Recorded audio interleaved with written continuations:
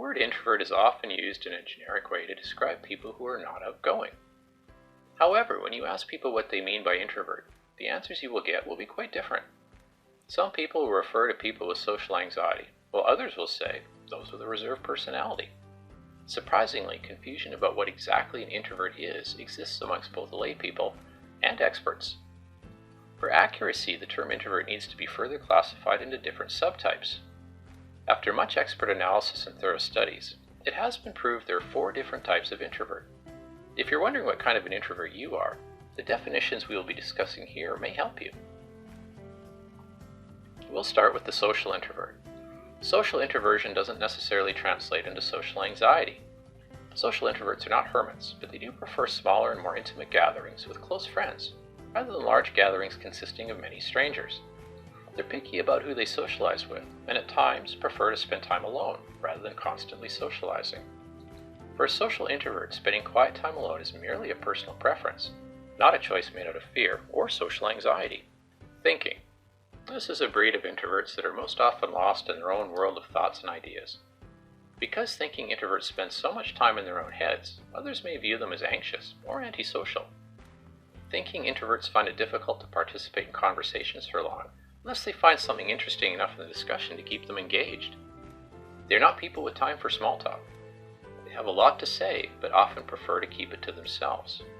When they do speak, people are often surprised and enlightened by their knowledge, charisma, and creativity. And we have the anxious introvert. Anxious introverts align with the definition of social anxiety to a large extent. This kind of introvert avoids meeting new people or gatherings of any scale, as they feel unsettled and extremely anxious around other people. They tend to be highly conscious of themselves around others and often compare their social skills with those of others, which only adds fuel to their anxiety disorder. Feeling anxious is common, especially during large gatherings and parties, but anxious introverts truly don't want to be the center of attention. Their anxiety haunts their personal and professional lives and can put off others or cause misunderstandings. Low self-esteem and low confidence are typically the cause of anxiety these people experience. Restrained. Restrained introverts are reserved in their thoughts, their actions, and their approach. They are not very forthcoming in social settings and take time to open up. In other words, they are slow and take time to get comfortable around strangers. However, once they are comfortable, they really can't be considered as reserved or restrained introverts. They simply like to move ahead at their own pace and don't always come across initially as friendly people. Keen observation is the reserved introvert's key strength. It is what makes them highly intuitive as well. They think hard before speaking, which makes them worth listening to. A conversation with a reserved introvert is often very insightful. These are the definitions of the 4 types of introvert that you'll likely see yourself as one of.